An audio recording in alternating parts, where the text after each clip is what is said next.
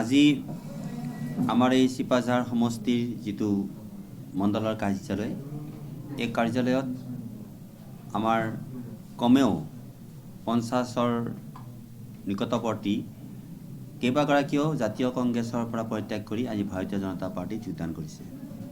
আৰু আমি ইতিমধ্যে সংবাদ মাধ্যমৰ জৰিয়তে আমি ৰাইজক জনাইছিলোঁ যে এতিয়া ভাৰতীয় জনতা পাৰ্টী এটাই নীতি যে যিমানবোৰ সাধাৰণ আমাৰ সমৰ্থক আছে, সেই সমৰ্থকসকলক লৈ পেলাই আমি কেতিয়াও যোগদান পৰ্ব আমি সম্পন্ন নকৰোঁ।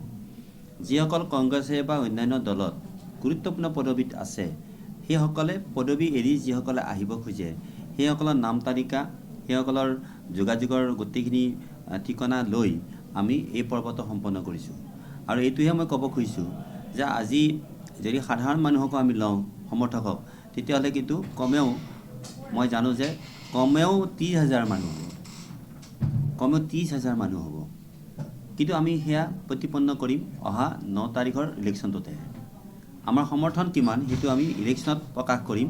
এতিয়া যিহেতু আমাৰ বহুত কাৰ্যকৰ্তাই দলৰ স্বাৰ্থত তেওঁলোকে পৰিত্যাগ নকৰালৈকে, তেওঁলোকে বেলেগ যোগদান নকৰালৈকে বেলেগ দলত তেওঁলোকৰ অলপ অসুবিধা হ'বৰ বাবে আমি তেওঁলোকৰ মানে যিটো অনুৰোধৰ প্ৰতি মানে তেওঁলোকৰ আবেদনৰ প্ৰতি লক্ষ্য ৰাখি আমি যোগদান পৰ্ব আজি সম্পন্ন কৰিছোঁ।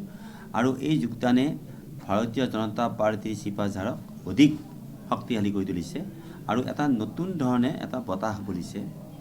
আৰু তাৎপৰ্যপূৰ্ণভাৱে আজি 3 দিন ধৰি ৰাতি বা পুৱালৈকে মই আজি 2 বজালৈকে বিভিন্ন সংগঠনৰ সৈতে, বিভিন্ন ব্যক্তিৰ দলৰ সৈতে কথা পাতিছোঁ, যিসকলে এই নিৰ্বাচনৰ প্ৰাক মুহূৰ্তত এটা নেতিবাচক পৰিৱেশৰ সৃষ্টি কৰিছিল কাৰোবাৰ প্ৰৰোচনাত।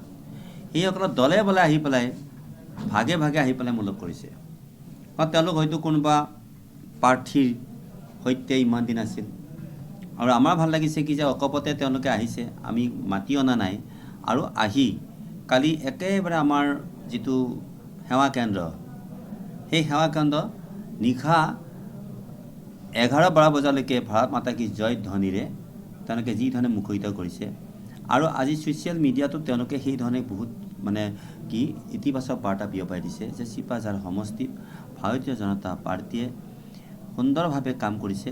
আৰু এই যিটো জয়যাত্ৰা অসম নিৰ্মাণৰ, চিপাঝাৰ নিৰ্মাণৰ, তাতেহে আমি অংশগ্ৰহণ কৰিবৰ বাবেই আমি ভাৰতীয় জনতা পাৰ্টী আহিছোঁ। গতিকে সেইখিনি কথা মই ক'লোঁ যে আমাৰ যিসকল প্ৰাৰ্থী আছিলে, সেই প্ৰাৰ্থীসকলৰো অৱশ্যে এটা কথা যে তেখেতসকলেও ইতিবাচকভাৱেই তেওঁলোকৰ সমৰ্থকসকলকো আজি আমাৰ ওচৰলৈ পঠিয়াই দিছে। গতিকে মই আপোনালোকক এই কথাখিনিয়ে ক'ব খুজিলোঁ যে আমাৰ বিভিন্ন প্ৰান্তত যিসকলে বিভিন্ন ধৰণে কাম কৰি আছে, তেওঁলোকে এতিয়া আৰু পৰিচিত বক্তব্য বা পৰিচিত ছ'চিয়েল মিডিয়াত লৈ পেলাই তেওঁলোকে যাতে কোনো ধৰণৰ মানে বিশ্বাস নকৰে। আৰু বিশ্বাস নকৰি আমাৰ অসম নিৰ্মাণ বা চিপাঝাৰ নিৰ্মাণৰ বাবে চিপাঝাৰ বিজেপিয়ে যি কাম কৰিছে, সেই কামৰ লগত সংযোগ বা সহযোগ কৰিবৰ কাৰণে মই বিশেষভাৱে সকলোকে অনুৰোধ জনাইছোঁ। ভাৰত মাতা কি জয়।